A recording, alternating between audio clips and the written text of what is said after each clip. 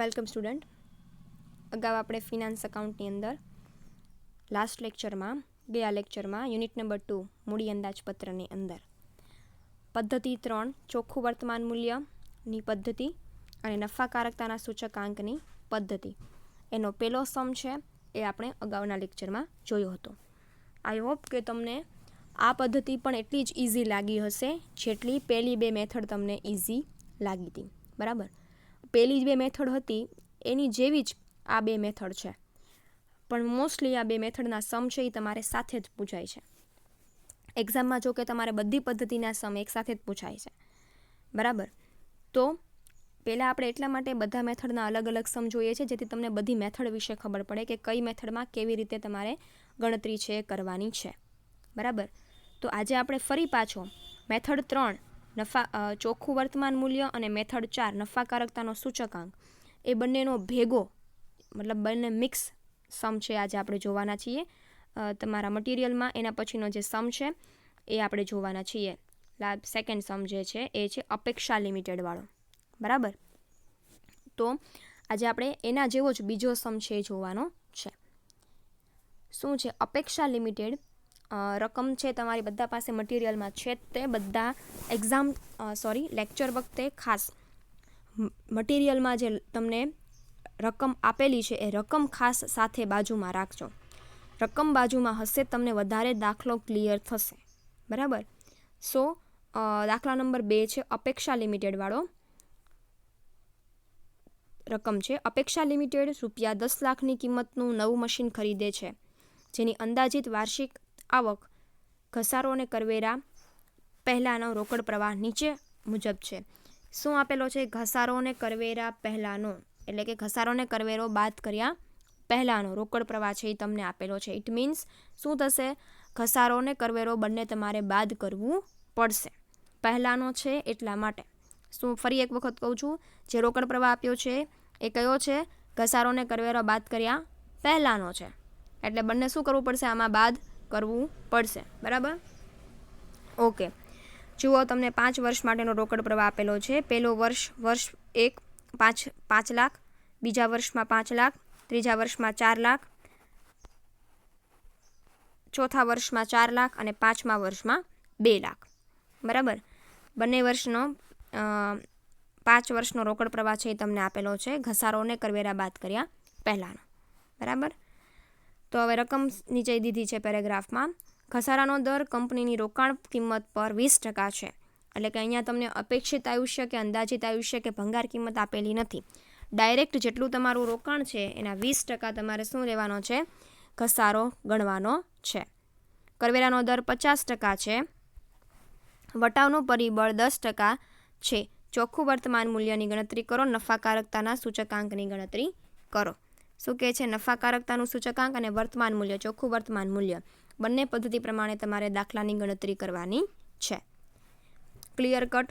સૌથી પહેલાં મુખ્ય બાબતો છે સમની જોઈ લઈએ. બરાબર, પહેલું શું કીધું છે? રોકડ પ્રવાહ તમને જે આપેલો છે એ ઘસારોને કરવેરા બાદ કર્યા પહેલાંનો છે. એટલે તમારે રકમમાંથી રોકડ પ્રવાહમાંથી ઘસારો પહેલાં બાદ કરવાનો, પછી કરવેરો બાદ કરવાનો, પછી પાછો ઘસારો પ્લસ કરવાનો અને વાર્ષિક નફો તમને મળશે. બરાબર, સેકન્ડ તમને આપ્યું છે બીજી અગત્યની માહિતી એ છે કે ઘસારો જે છે એ રોકાણ કિંમતના 20% છે. એટલે કે કંપની જેટલા રૂપિયાનું રોકાણ કરે છે એના 20% તમારે ઘસારો છે એ લેવાનો છે. ત્રીજું તમને કરવેરાનો દર આપ્યું છે અને ચોથું 10% વટાવ પરિબળ આપેલું છે. તો કે અહીંયા પણ ટકાવારીમાં વટાવ પરિબળ આપ્યું છે, તમારે ગણતરી કરવી પડશે વટાવ પરિબળની. બરાબર, તો ચોખ્ખું વર્તમાન મૂલ્ય અને નફાકારકતાના સૂચકાંક પ્રમાણે મેથડથી દાખલો ગણવાનો છે. સૌથી પહેલાં આપણે બધા જ દાખલામાં જેમ અત્યાર સુધી ગણતરી કરતા આવ્યા છીએ એમ ઘસારાની ગણતરી સૌથી પહેલાં કરી નાખશું. બરાબર, તો ઘસારાની ગણતરીમાં સૌથી પહેલાં શું કીધું? કુલ મૂડી રોકાણ. કુલ મૂડી રોકાણ કેટલું છે આપણું? 10 લાખ. આ 10 લાખના 20% તમારે ઘસારો ગણવાનો છે. તો 10 લાખ તમને કીધું છે કે કંપનીની રોકાણ કિંમતના 20%. એટલે કે ઘસારાની ગણતરીમાં શું આવશે? કુલ મૂડી રોકાણ ગુણ્યા 20%. 10 લાખ રૂપિયા તમારું કુલ મૂડી રોકાણ છે અને 20% છે તો કેટલું આવશે? 2 લાખ. બરાબર, 10 લાખના 20% કરો એટલે શું થાય? 2 લાખ. એટલે ઘસારો કેટલો આવશે? દર વર્ષે તમારે 2 લાખ રૂપિયા છે એ ઘસારો બાદ કરવાનો રહેશે. હવે આપણે જોવાનું છે એ છે ચોખ્ખા વર્તમાન નફાની ગણતરી દર્શાવતું પત્રક. જેમ ઉપર રોકડ પ્રવાહ આપ્યો છે એના આધારે શું કરવાનું છે? નફાની ગણતરી કરવાની છે હવે. બરાબર? તો સૌથી પહેલાં જેટલા વર્ષનો રોકડ પ્રવાહ અને જેટલા વર્ષ આપ્યા છે એ માહિતી તમારે લખી નાખવાની છે. અને ફરી એક વખત રિપીટ કરું છું કે તમને જે રોકડ પ્રવાહ આપેલો છે એ વાર્ષિક રોકડ પ્રવાહ ઘસારો અને કરવેરા પહેલાંનો રોકડ પ્રવાહ છે. એટલે કે ઘસારો અને કરવેરો બાદ કર્યા પહેલાંનો છે. એટલે જે રોકડ પ્રવાહ છે એમાંથી તમારે ઘસારો અને કરવેરો બાદ કરવો પડશે. એટલે હવે જોઈએ આપણે નફાની ગણતરીમાં ચોખ્ખું વર્તમાન નફાની ગણતરી દર્શાવતું પત્રક. પેલું છે વર્ષની માહિતી. બરાબર? બીજું છે રોકડ પ્રવાહ. ઘસારો અને કરવેરા બાદ કર્યા પહેલાંનો છે. એટલે સૌથી પહેલાં બાદ થશે શું? ઘસારો. ઘસારો બાદ કરી નાખો. જે આવે એ શું મળશે? ઘસારા બાદ અને કરવેરા પહેલાંનો રોકડ પ્રવાહ. ઘસારા બાદ અને કરવેરા પહેલાંનો રોકડ પ્રવાહ. ઘસારો બાદ કર્યો એટલે શું લખવાનું? ઘસારા બાદ. અને કરવેરો બાદ નથી કર્યો એટલે શું લખવાનું? કરવેરા પહેલાંનો. ઘસારા બાદ અને કરવેરા પહેલાંનો રોકડ પ્રવાહ. બાદ થશે કરવેરો. કરવેરો બાદ થાય એટલે શું થઈ જાય? ઘસારો અને કરવેરો બાદ કર્યા પછીનો રોકડ પ્રવાહ. બરાબર? કરવેરો અને ઘસારો બાદ કર્યા પછીનો કે કરવેરો અને ઘસારો લખો તોય ચાલે અને ઘસારો અને કરવેરો લખો તોય ચાલે. ઉપર નીચે આગળ પાછળ થઈ જાય તો ચાલે. ઘસારા અને કરવેરા બાદ કર્યા પછીનો રોકડ પ્રવાહ. પછી શું કરવાનું? ફરી પાછું ઘસારો પ્લસ કરવાનો. અને જે આવે એ તમારો શું છે? વાર્ષિક નફો. અહીંયા સુધીની ગણતરી, વાર્ષિક નફા સુધીની ગણતરી તમે પરત આપ સમય પદ્ધતિમાં કરતા હતા. બરાબર? એક સરેરાશ વળતરના દરમાં અહીંયા સુધીની ગણતરી ધ્યાનમાં લેતા હતા. બાકી બધા સમમાં તમારે અહીંયા સુધીની ગણતરી, વાર્ષિક નફા સુધીની ગણતરી કરવાની છે. આ ચોખ્ખું વર્તમાન મૂલ્યની મેથડ છે. મેથડ નંબર 3 ને 4 છે. એટલા માટે હવે પછીનો જે કોલમ છે શું આવે છે? જેટલું વટાવ પરિબળ આપ્યું હોય એ વટાવ પરિબળ અને ચોખ્ખું વર્તમાન મૂલ્ય. બરાબર? તો હવે ફરી પાછું આપણે આ વિગત સમજ્યા પછી જે તે વર્ષમાં વર્ષ 1 થી 5. બરાબર? પહેલા વર્ષનો રોકડ પ્રવાહ આપણને રકમમાં આપેલો છે 5 લાખ, બીજા વર્ષનો 5 લાખ, ત્રીજા વર્ષનો 4 લાખ, ચોથા વર્ષનો 4 લાખ અને પાંચમા વર્ષનો 2 લાખ. બરાબર? સૌથી પહેલાં બાદ થશે ઘસારો. ઘસારો કેટલો આપ્યો છે આપણને? તો ગણતરી કરી એમાં આપણને કેટલો મળ્યો? તો કે 2 લાખ. તો બધા વર્ષમાંથી 2 લાખ રૂપિયા ઘસારો બાદ કરો. પહેલા વર્ષમાંથી દરેક વર્ષમાં ઘસારો છે એક સરખો જ આવશે. એટલે બધા વર્ષમાં શું લખી નાખવાનું? 2 લાખ. બરાબર? હવે બાદબાકી કરીએ ઘસારાની રોકડ પ્રવાહમાંથી. તો ઘસારા બાદ પણ કરવેરા પહેલાંનો મળતો રોકડ પ્રવાહ બરાબર શું મળે? તો કે 5 લાખમાંથી 2 લાખ ઘસારાના જાય એટલે 3 લાખ. પહેલા વર્ષમાં કેટલા આવશે? 3 લાખ. બીજા વર્ષમાં પણ 3 લાખ. 5 લાખ છે એટલા માટે રોકડ પ્રવાહ. ત્રીજા અને ચોથા વર્ષમાં તો કે 2 લાખ અને 2 લાખ. એટલે બંનેમાં કયો આવશે? 2 લાખ. કયો રોકડ પ્રવાહ 2 લાખ? તો કે ઘસારા બાદ પણ કરવેરા પહેલાંનો રોકડ પ્રવાહ 2 લાખ. બરાબર? ત્રીજા વર્ષમાં 4 લાખમાંથી 2 લાખ જાય એટલે 2 લાખ. ચોથા વર્ષમાં પણ 4 લાખમાંથી 2 લાખ જાય એટલે 2 લાખ. પાંચમા વર્ષમાં 2 લાખમાંથી 2 લાખ જાય એટલે શું આવે? 0. બરાબર? ઓકે. એટલે કે ઘસારા બાદ કરવેરા પહેલાંનો રોકડ પ્રવાહ મળી ગયો છે. હવે બાદ થશે ઘસારો. ઘસારાનો દર કેટલો છે? 50%. બરાબર? 50% છે. તો બાદ કરવાનો છે 3 લાખના 50% કરો. 3 લાખ ગુણ્યા 50% કરો. કેટલું આવે? 1,50,000. એટલે કે હવે 3 લાખમાંથી 1,50,000 બાદ કરો તો કેટલા વધે? 1,50,000. જે મળે છે એ શું મળશે આપણને? ઘસારો અને કરવેરા બાદનો રોકડ પ્રવાહ. બરાબર? પહેલા વર્ષમાં થઈ ગયું. કેવી રીતે? તો કે 3 લાખના 50% કરો એટલે કેટલું આવે? 1,50,000. હવે 1,50,000 જે આવ્યા એને 3 લાખમાંથી બાદ કરો તો કેટલા આવે? 1,50,000. એ જ રીતે બીજા વર્ષ માટે 3 લાખના 50% કરો. કેટલું આવે? 1,50,000. હવે 3 લાખમાંથી 1,50,000 જાય એટલે કેટલા વધે? 1,50,000. ત્રીજા વર્ષ માટે 2 લાખ છે. 2 લાખના 50% કરો તો શું થાય? 1 લાખ. 2 લાખમાંથી 1 લાખ જાય તો કેટલા વધે? 1 લાખ. બરાબર? જે મળે છે એ શું મળે છે? ઘસારો અને કરવેરા બાદનો રોકડ પ્રવાહ. ચોથા વર્ષમાં 2 લાખ છે. એના 50% કરો એટલે 1 લાખ. 2 લાખમાંથી 1 લાખ જાય એટલે કેટલા વધે? 1 લાખ. બરાબર? પાંચમા વર્ષમાં તો 0 જ છે. શૂન્યને ટકાવારી કરો તો શૂન્ય, અને રોકડ પ્રવાહ પણ કેટલો મળે ઘસારાને કરવેરા બાદનો શૂન્ય. બરાબર, અહીંયા સુધીનું ક્લિયર. ઓકે, નેક્સ્ટ હવે શું છે તો કે હવે પ્લસ થશે પાછો ઘસારો. ઘસારો છે એ પ્લસ થશે કેટલો 2000 ઉપર આપણે ગણતરી કરી ઘસારાની, તો બધા વર્ષમાં કેટલા લખી નાખવાના, પહેલાં 2000 રૂપિયા લખી નાખવાના. બરાબર, હવે શું કરવાનું તો કે ઘસારો પ્લસ કરવાનો, તો કે જે ઘસારાને કરવેરા બાદનો રોકડ પ્રવાહ મળ્યો છે, એટલે કે જે આપણે લાસ્ટ કોલમની ગણતરી કરી એમાં તમારે 2 લાખ ઘસારો છે એ શું કરતા જવાનું, પ્લસ કરતા જવાનું. એટલે કે પહેલા વર્ષમાં જોઈએ તો 1,50,000 વત્તા 2 લાખ કેટલા આવે, વાર્ષિક નફો મળશે. હવે આપણને મળશે એ શું મળશે, વાર્ષિક નફો. ઘસારો પ્લસ કરતાં પછી મળશે એ વાર્ષિક નફો મળશે. એટલે કે પહેલા વર્ષમાં 1,50,000 વત્તા 2 લાખ કરો એટલે કેટલા મળે છે, 3,50,000. બીજા વર્ષમાં 1,50,000 વત્તા 2 લાખ કેટલા મળે છે, 3,50,000. ત્રીજા વર્ષમાં 1 લાખ વત્તા 2 લાખ કેટલા મળે છે, 3 લાખ. વાર્ષિક નફો કેટલો છે ત્રીજા વર્ષનો, 3 લાખ. સેમ ચોથા વર્ષમાં 1 લાખ વત્તા 2 લાખ કેટલો મળે છે, ઇઝ ઇક્વલ ટુ 3 લાખ. અને પાંચમા વર્ષમાં ઘસારાઓને કરવેરા બાદ પછીનો રોકડ પ્રવાહ છે એ શૂન્ય છે, એમાં તમે 2 લાખ પ્લસ કરો તો કેટલા મળશે, 2 લાખ. બરાબર, વાર્ષિક નફો મળે છે 2 લાખ. દરેક વર્ષના વાર્ષિક નફા સુધીની ગણતરી તમને હવે ક્લિયર હશે, કારણ કે પરતાપ સમય પદ્ધતિથી લઈને અત્યાર સુધીનું જે ફોર્મેટ છે એમાં આટલું છે એ કોમન જ છે બધા મેથડમાં. બરાબર, જેમ મેથડ ફરે છે એમાં છેલ્લી 2 કલમમાં થોડો ઘણો ફેરફાર થાય છે કોલમમાં. હવે અહીંયા આપેલું છે વટાવ પરિબળ. વટાવ પરિબળ આપણને કેટલા ટકા આપ્યા છે, 10%. તો અગાઉના સમમાં મેં તમને વટાવ પરિબળની ગણતરી કેમ કરવાની એના વિશે સમજાવ્યું હતું. બરાબર, કે જ્યારે તમને 10% ટકાવારીમાં આપેલા હોય ત્યારે તમારે કેમ વટાવ પરિબળ શોધવાનું. બરાબર, ફરી એક વખત આપણે રિપીટ કરી લઈએ. વટાવ પરિબળનું સૂત્ર છે એ 1/1 + n%. આ એનું સૂત્ર છે. સૂત્રની અંદર સૌથી પહેલાં 1 એમના છેદમાં 1 વત્તા n એટલે કે શું આવશે, 10%. ટકાવારી છે એટલે શું આવે, છેદમાં 100.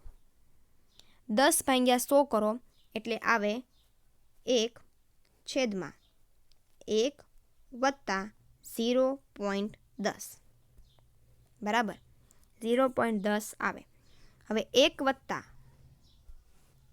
1 અંશમાં 1 એમનામ એની અંદર છેદમાં 1 વત્તા 0.1 કરો એટલે કેટલા આવે, 1.1. હવે 1/1.1 કરો કેલ્ક્યુલેટરમાં એટલે શું આવશે, 1/1.1 કરશો એટલે કેલ્ક્યુલેટરમાં શું આવશે, 0.909. બરાબર, જુઓ અહીંયા મેં તમને જે મટીરિયલમાં તમે જોઈ શકો છો કે વટાવ પરિબળ છે એ 10% છે. એનું સીધું સિમ્પલ ફોર્મ મેં તમને આપ્યું છે કે 1/1.1 કરો એટલે શું આવે, 0.909. જો ઉપરની કેલ્ક્યુલેશન તમને યાદ ન રહેતી હોય તો, હવે અત્યારે 10% વટાવ પરિબળ આપ્યું છે એટલે પ્રોબ્લેમ નહીં આવે, એટલે તમે ડાયરેક્ટ શું કરી શકો, 1/1.1 કરી શકો. બરાબર, પણ કદાચ વટાવ પરિબળ તમને 20% આપ્યું હોય તો શું થાય, એક્ઝામ્પલ છે 20% આપ્યું હોય તો શું થાય, તો ત્યારે તમને આ ગણતરી આવડવી જોઈએ. બરાબર, અત્યારે 10% વટાવ પરિબળ આપ્યું છે ત્યારે પ્રોબ્લેમ નથી આવવાનો, ત્યારે તમે ડાયરેક્ટલી તમે આવી રીતે કરી શકો, 1/1.1 એવું ડાયરેક્ટલી કરી શકો. પણ બાય ચાન્સ કદાચ વટાવ પરિબળ છે એ તમને 10ની બદલે 15% કે 20% આપેલું હોય તો કે ત્યારે તમને જો આ ગણતરી આવડતી હોય, બરાબર, તો તમે ઇઝીલી દાખલો છે ગણી શકો. બરાબર, તો 1/1.1 કરશો એટલે શું આવશે, 0.909. ફરી પાછું શું કરવાનું, ઇક્વલ ટુ. હવે તમારે ઇક્વલ ટુ કી પ્રેસ કરવાની જ્યાં સુધીનો તમને જેટલા વર્ષનો રોકડ પ્રવાહ આપેલો હોય ત્યાં સુધી. એટલે કે પછી 0.909 પછી પાછું ફરી વખત ઇક્વલ ટુની કી પ્રેસ કરશો એટલે આવશે 0.826. ફરી પાછી ત્રીજા વર્ષ માટે ઇક્વલ ટુની કી પ્રેસ કરશો એટલે આવશે 0.751. ફરી પાછું ઇક્વલ ટુ પ્રેસ કરશો એટલે આવશે 0.683. અને ફરી પાછું ઇક્વલ ટુ પ્રેસ કરશો એટલે આવશે 0.621. બરાબર, સિમ્પલ અને ઇઝી જ છે. એક વખત તમારે ખાલી કેલ્ક્યુલેશન કરવાની છે, 1/1.1 કરો એટલે 0.909 પછી ઇક્વલ ટુ કરતા રહેશો એટલે 5 વર્ષ સુધીનો જ્યાં સુધીનો રોકડ પ્રવાહ આપ્યો હોય ત્યાં સુધી તમારે ઇક્વલ ટુ આવશે. હવે ચોખ્ખું વર્તમાન મૂલ્ય કેમ આવે છે? તો કે ચોખ્ખું વર્તમાન મૂલ્ય સિમ્પલ છે. જે વાર્ષિક નફો તમને આપ્યો છે એ વાર્ષિક નફો એને ગુણ્યા જેટલો વટાવ પરિબળ જે તે વર્ષ માટે તમે શોધ્યો છે એ વટાવ પરિબળનો ગુણાકાર કરો એટલે તમને શું મળી જાય? ચોખ્ખું વર્તમાન મૂલ્ય મળી જશે. બરાબર? ઓકે. એટલે જુઓ, ચોખ્ખું વર્તમાન મૂલ્ય બરાબર પ્રથમ વર્ષમાં વાર્ષિક નફો કેટલો છે? 3,50,000 ગુણ્યા 0.909 કરો ઇઝ ઇક્વલ ટુ શું આવશે? 3,18,150 ચોખ્ખું વર્તમાન મૂલ્ય. બીજા વર્ષ માટે 3,50,000 ગુણ્યા 0.826 એટલે કેટલું આવશે? 2,89,100. ત્રીજા વર્ષમાં 3 લાખ ગુણ્યા 0.751 ઇઝ ઇક્વલ ટુ 2,25,300. ચોથા વર્ષમાં 3 લાખ ગુણ્યા 0.683 ઇઝ ઇક્વલ ટુ આવશે 2,04,900. અને પાંચમા વર્ષમાં 2 લાખ ગુણ્યા 0.621 ઇઝ ઇક્વલ ટુ 1,24,200. અને છેલ્લે આવશે કુલ ચોખ્ખું વર્તમાન મૂલ્ય, એટલે કે જેટલું વર્તમાન મૂલ્ય જે વર્ષમાં મળ્યું છે એનો સરવાળો, એટલે કે આ રીતે 3,18,150 વત્તા 2,89,100 વત્તા 2,25,300 વત્તા 2,04,900 વત્તા 2,24,200 એટલે કે ટોટલ કેટલું આવશે? 11,61,650 કુલ વર્તમાન મૂલ્ય. કુલ ચોખ્ખું વર્તમાન મૂલ્ય 11,61,650. અહીંયા સુધીનું ક્લિયર. બરાબર? હવે આપણે ગણતરી કરવાનું છે. પહેલું છે ચોખ્ખું વર્તમાન મૂલ્ય. ચોખ્ખું વર્તમાન મૂલ્યની ગણતરી શું છે? તો કે એનું સૂત્ર શું છે? કુલ ચોખ્ખું વર્તમાન મૂલ્ય માઇનસ કુલ મૂડી રોકાણ. કુલ ચોખ્ખું વર્તમાન મૂલ્ય માઇનસ કુલ મૂડી રોકાણ એટલે કે કેટલું ચોખ્ખું વર્તમાન મૂલ્ય મળ્યું તમને? તો કે 11,61,650. એની અંદર તમારું કુલ મૂડી રોકાણ કેટલું છે? 1 લાખ. બરાબર? એટલે શું આવશે? માઇનસ 1,61,650. બરાબર? જેમ અગાઉના સમમાં આવ્યું હતું એ જ રીતે અહીંયા આવે છે. બરાબર?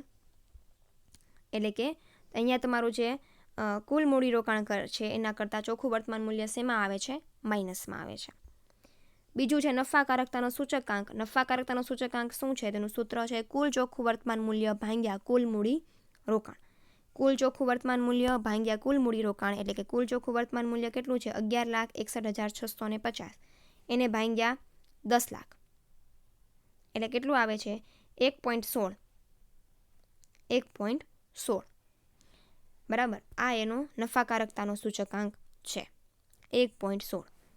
એઝ ઇટ ઇઝ તમારે ખાલી ફોર્મેટની ગણતરી વ્યવસ્થિત રીતે કરવાની છે. બાકી આ સૂત્ર પ્રમાણે એમાં માહિતી મૂકવી સાવ ઇઝી છે. ચોખ્ખું વર્તમાન મૂલ્યનું સૂત્ર છે કુલ ચોખ્ખું વર્તમાન મૂલ્ય માઇનસ કુલ મૂડી રોકાણ એટલે કે અહીંયા આપણે જોઈએ છીએ એમ 11,61,650 માઇનસ 10 લાખ એટલે શું આવે છે? માઇનસ 1,61,650. નફાકારકતાના સૂચકાંકની અંદર કુલ ચોખ્ખું વર્તમાન મૂલ્ય 11,61,650 માઇનસ 10 લાખ ભાગ્યા 10 લાખ એટલે આવે છે 1.16. બરાબર? આ હતી બંને મેથડનો ભેગો સમ. બરાબર? એના પછીની જે મેથડ છે એ છે આંતરિક વળતરના દરની પદ્ધતિ, જે આપણે નેક્સ્ટ લેક્ચરમાં સ્ટાર્ટ કરશું. Thank you.